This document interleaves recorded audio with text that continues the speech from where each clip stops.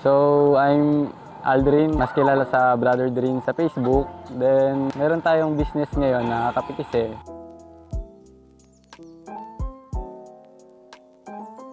Paano nga ba nagsimula yung Kapikise namin? So, kami kasi nung girlfriend ko, mahilig kaming mag-camping, then magkape-kape talaga. Kahit saan mapunta, nagkakape. Tapos one time na moto-camping kami sa Dingalan, Aurora. Tapos naisip namin bakit hindi namin gawing business yung nakahiligan namin pagkakape. Actually, hindi naman ganito kalaki yung balak namin. Maliit lang siya. Yung tipong may dalawa, tatlong flavors lang kami na maialok sa mga tao, okay na. Pero dahil nandito naman na-inspire din akong gumawa ng ganitong pop-up. Dahil nauuso yung mga pop-up cafe na ngayon dito sa part ng Manila, bakit ako hindi natin dalhin dito sa Aurora? So yun, gumawa ako ng DIY na coffee pop-up box.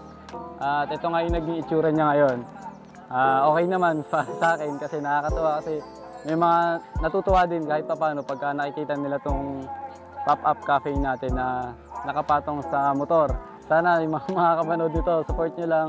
Dito lang kami sa Maria Aurora. Then pag weekend siguro magkita-kita tayo sa Baler Aurora. Yan mga brad. So thank you.